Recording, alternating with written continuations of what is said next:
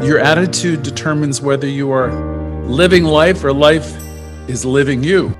I am not a victim of the world I see.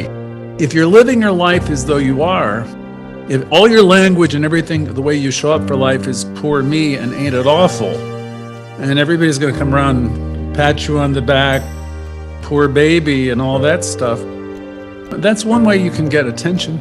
It's not necessarily a healthy way. You'll get people who will correspond to that, but it's a setup for you. I don't want to be seeing myself as a victim of anything, ever. Our teaching will tell us that we're masters of our own fate, we're captains of our own ship, we're authors of our own experience. Louise would say we're each 100% responsible for everything that happens to us. So it's very different living this way. Author of your own experience, having power that you can use, and life that responds to you, and the realization that life responds to you. That's a very powerful kind of consciousness. A disempowered consciousness is one where you're looking everywhere for good. You're like Tina Turner, we don't need another hero. That's what people do. When my ship comes in, when this boyfriend comes in, when that happens, it'll always be in the future, it'll never be in the present. And the success and happiness will elude you. Because in fact, it's never outside of you, it's always an inner journey. What we call the journey without a distance, to a place that perhaps most people never visit. It's the Judy Garland story. There's no place like home. It's always here, in you, operating through you, as you. And yet it's the best kept secret of the ages. People go off to every type of religion, every type of psychic, every type of everything, looking for answers that really can quite easily be found within you. So we're not victims here, not at all. Setbacks, and we have them, can be real hard. But setbacks can be setups for greater opportunities. We begin by checking our attitude. Every week we come together in this class on Thursday, and I ask a very important question, because I'm teaching people hopefully to become mindful of what it is that they're spinning inside of their brains. And the question is always, what has it been like being you lately? What has it been like? What has the conversation been with the most important person in the world?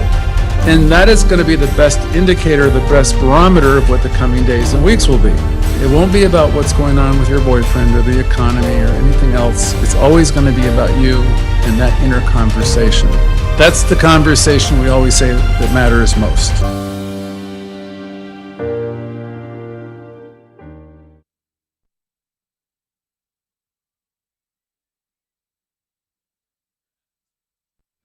Good evening, everyone. Welcome to First Center for Spiritual Living in New York City. I'm Reverend Greg. I'm happy to see you here. People are still signing in. This is a special evening for us.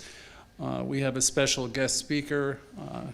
Reverend Dr. Michelle Wadleigh is going to be presenting tonight. Before we get to Reverend Michelle, we usually start with a opening treatment, opening affirmative prayer. And Celia, since you're right there, would you do us the honors?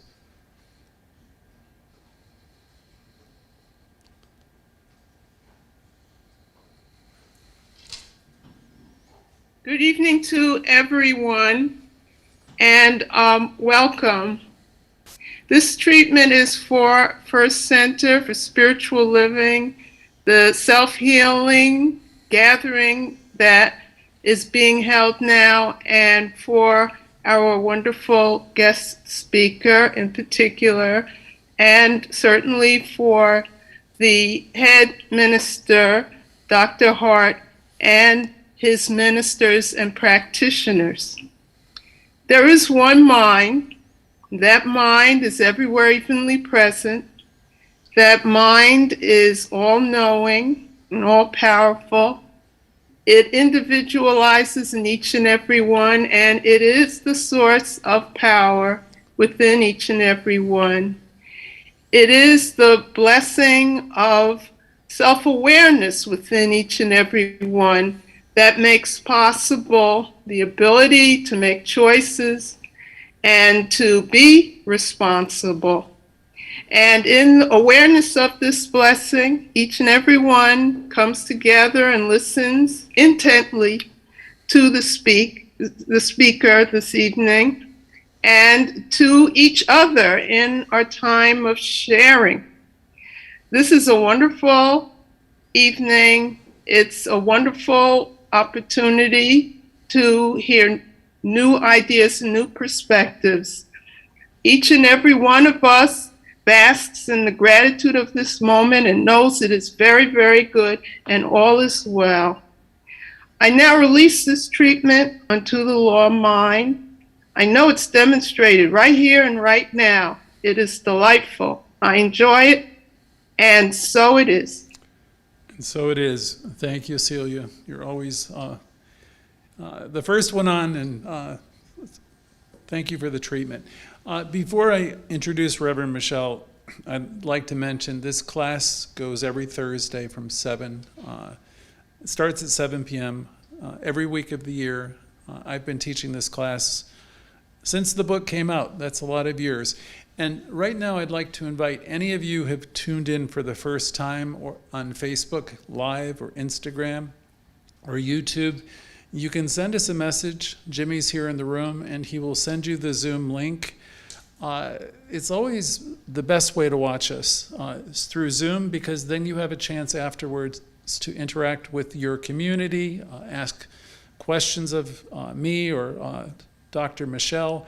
So send us a link. You also, if you want to support the work of the center, there's options in all those chat links to do so also. So it's my pleasure. Reverend Dr. Michelle is a powerhouse of new thought. She's been teaching dozens, hundreds of students throughout the Northeast for many, many, many years, and she has a powerful coaching business as well. So I would like to introduce her tonight, and she's going to share on the subject of responsibility, and responsibility being your source of power. And so I'll let Dr. Michelle explain that all to you now. Dr. Michelle, would you like to join us?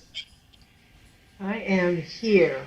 I assume they're going to change the spotlight in a minute. Is that so? There we go.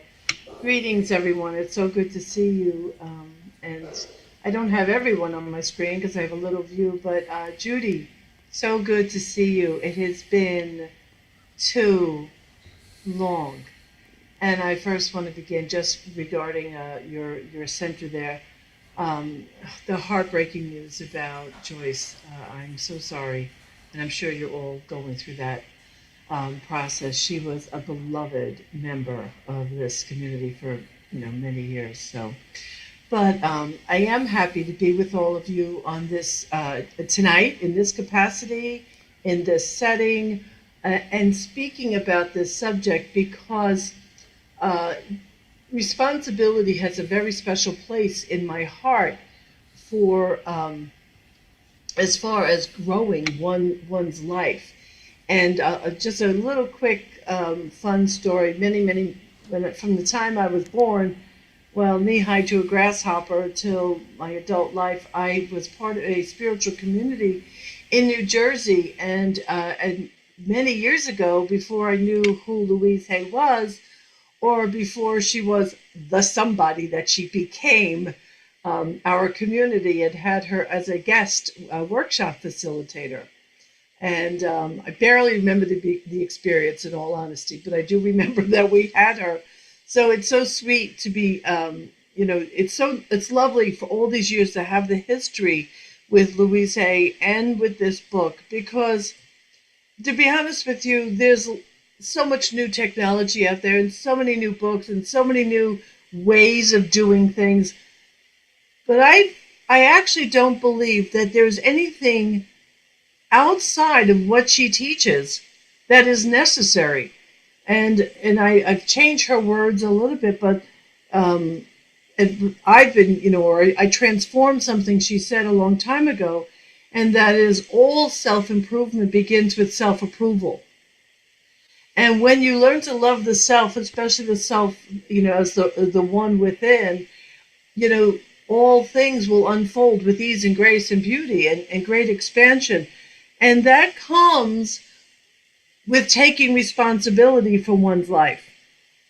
And, It is our source of power. And to the new mind or the new student, if it's your first time hearing that, if you were to just walk into a classroom for the very first time and someone says to you, you got to take 100% responsibility for your life. Initially, most untrained people will feel like we're asking them to take blame and not responsibility. And it's very important that we create the distinction between taking blame and being responsible. Because, well, for many reasons. So according to the Google God of dictionary.com, responsibility means to take the responsibility for a fault, an error, etc., usually followed up on, I blame. Oh, no, wait, I'm reading blame. Sorry. The fact, responsibility means being answerable or accountable for something within one's power. Accountable or responsible and answerable within one's power, control, and management. And that idea of within one's power, that's an interesting concept, actually. Also, we'll go into that a little bit. But blame means, this is where I got it wrong before, I blame the accident on her, taking responsibility by means of fault and error. So what happens is responsibility in and of itself places you and I in a position of creating or recreating or co-creating over and over and over again when we accept responsibility as the source of power that it is. Blame, on the other hand, is riddled with a strong connotation of being wrong. And if you've done any study about the conversation, the difference between shame and guilt. Guilt means I did something wrong. Shame means I am wrong. So if we are practicing blame, if we are blaming another, if we are taking blame, that blame is only a few shades lighter or off from feeling a sense of worthlessness. It is very disempowering. And shame is one of the lowest. When David Hawkins many years ago assessed kinesthetic vibration to all the emotions, shame was at the bottom of the list. Shame kills spirit. It kills spirit. Now, that's a bit of a different subject, but it's important to understand, because if we're not taking responsibility, but we're taking blame, it rolls into taking or feeling shameful. It's on the line, a continuum, and certainly something to pay attention to. Taking responsibility, though, is a big task. It's big. And in my assessment, there are 3 different aspects of taking responsibility. One, this is the big one. Don't get too frightened by this. Is taking responsibility for your whole life. And boy, is that a lot? Is that a lot to take responsibility for? If you're sitting here before us together, and you have known pain, if you have known abuse, if you have known some of the human element of these really horrific things that can happen to humans, being asked to take responsibility is a downright scary and can feel in some ways to be a cruel thing to do. But I assure you, that's not what we're doing, and it's not the way we hold it. The second thing is to take responsibility for how we react to something. Because if you're born with a one short leg, it's kind of difficult to take responsibility for that. But you can take responsibility as you mature and grow for how you respond, how you hold that in consciousness. If you're sitting at traffic and you're parked and you get rear-ended by a car, asking someone to take responsibility for that is a stretch. But once the accident happens, who you are, how you show up, what you say, the way you handle everything that flows after that, that is within the scope of what we can do. That is within our responsibility. And then the third thing is to take responsibility for what comes next. So and I promise to tie this together. So as we grow and mature, our ability to take responsibility grows and matures. If anybody has had children, asking a child to take responsibility for the milk that they spilled is a little mind-numbing for them. They won't know how to do that. Later on, as we mature, it's easier to ask people to take responsibility for some of the simpler things in life, right? So it is important to know that it is maturing of the soul and of the heart and the expansion of our awareness and our consciousness that allows us to take responsibility, and it becomes less and less scary. Initially, it can feel scary. It can.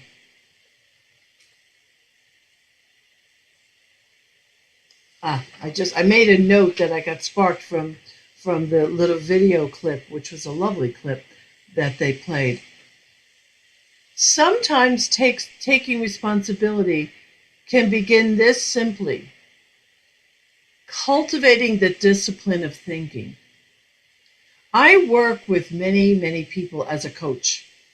And when students come to me or clients come to me that are really beginners in looking at their life, often the most important thing and the most difficult thing for them to initially handle is the discipline of their thinking. Ernest Holmes said, "Change your thinking, change your life." I've added to that because there's so much more. And I've added change your thinking, speaking, feeling, pondering, daydreaming, change your life. Because it's not only from the spoken word, because it's from the spoken word and the unspoken word. And more and more of these things that I'm mentioning are ways of taking responsibility.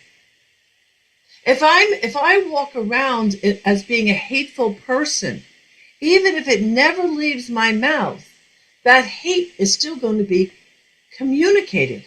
It's going to be communicated vibrationally.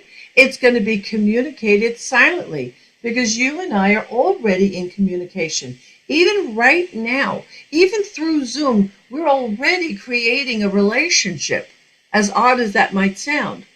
So I have to be responsible for what I convey to you and how I show up. Because it's the way I show up and the way my essence is what you're going to hear even more than the words that I speak. There, I'm taking responsibility because I know that. Early on the journey, individuals don't know that. So this is a spiraling up of our consciousness and our awareness that happens. Ernest Holmes, if you happen to be here for the first time, who is the founder of Science of Mind, which was the foundation of Louise's all of her work. He said, and this is just so brilliant, and this comes out of the Science of Mind textbook: disease will be healed provided you get at its cause and remove it. And by getting at its cause, we mean getting at the mental cause, and provided, and because now he's referring to working as a practitioner, and provided the one for who you are working is willing to surrender that cause. You cannot heal anyone of his trouble if it is the result of some mental attitude which he will not surrender. Okay, let's make sense of that. when we have, because one of the other things that Ernest Holmes spoke about is that life leaves its imprint. It had, like, trauma leaves an imprint in us. Now, once that imprint is there, it takes a lot, but you and I have the ability of uprooting the impact of that trauma. We do. And that is one of the most beautiful things about Louise Hay's work, because she focuses on the language, because she focuses on affirmations and her other practices. And one of the main practices, and for me, one of the single most beautiful things, is her focus on forgiveness. For I have developed a couple of courses on forgiveness, and I stand behind the importance of forgiveness around every turn, because forgiving, God, this goes deep. When we choose to forgive, we free ourselves. That's taking responsibility. If I have blamed you, which is how I cause myself to need to forgive, okay, so if I blame you, I have to carry that inside of me. If I carry that inside of me, that is going to become toxic in my body temple. That toxicity shows up as illness. It shows up as limitation. So it is imperative for my health to be a stand for forgiveness and for love and for clarity and for taking responsibility. Because then I'm empowered to free myself of the impact of those things that have landed there, either by my own, and I'm going to use a word that you might not usually use here, stupidity, which means stupid decisions, stupid mistakes that we make, or from the impact of the ignorant people who some of our parents were not aware. I don't know about you. I didn't have aware parents. God bless them. I don't blame them or condemn them anymore, and I haven't for decades. But they didn't know what they did. But that's, again, responsibility. They didn't know what they did, so what do I do with that? Now at this age, I choose to forgive, I choose to release, and I choose to not live at the mercy of that. And the way I do that is by freeing them from where they live inside of me. That is a way of taking responsibility.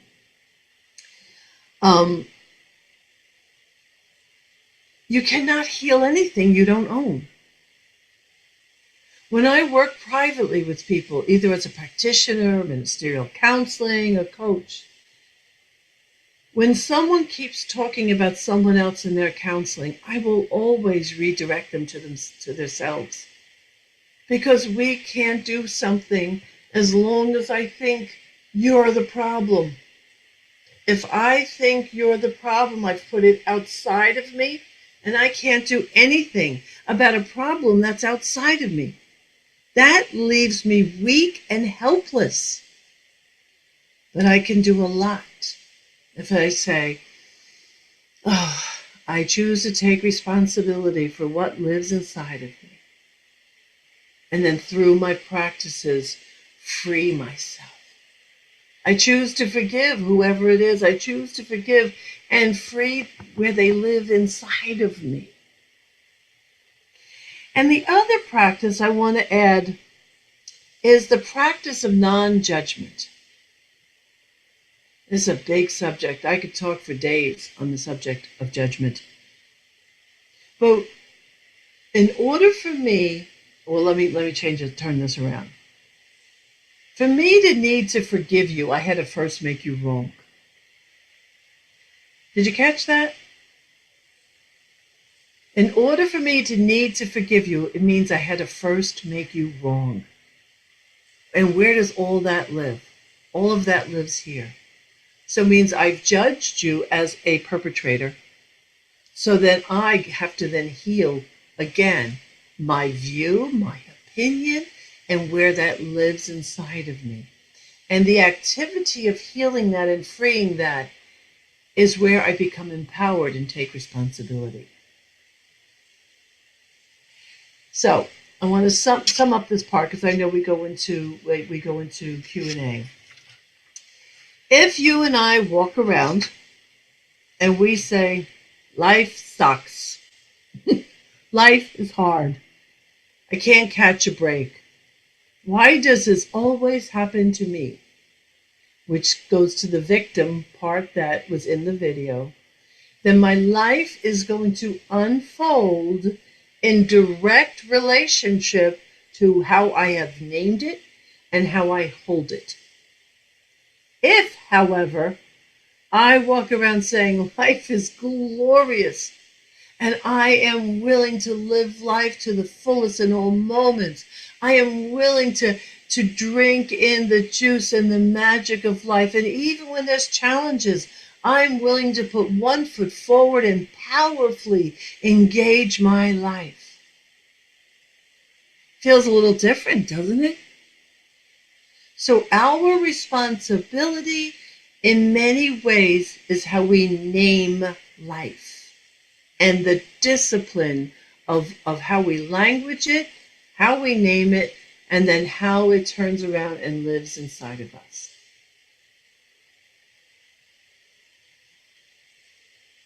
Yeah, I could go on, but I know that I'm supposed to stop at this point so that we can open the phone lines. But hopefully what I have left with you is actually there was one more point. I encourage you all to be very gentle. That if you're talking to another who's in a lot of pain, it could be almost cruel to say to them that they're responsible for their pain without the full understanding and explanation. I would do that very slowly and very gently if you understand, because that could land really hard, especially with when I've seen this happen. I've seen where people, where they're suffering from cancer, and then someone wants to turn around and say they're responsible for it. Now, whether they are or they're not, that's not what I'm referring to. You can't just take responsibility for your life on someone who's in the middle of a serious illness, because that could be cruel. And the last thing we want to be is cruel. So take responsibility for what was to the degree that you're willing, and the higher the degree, the more empowered you are. Take responsibility for how you react for the things you think you can't control, and then take responsibility for your future self, how you speak into it, how you think into it, how you ponder. And remember, it comes out of your spoken and your unspoken words. Okay? Thank you. Thank you.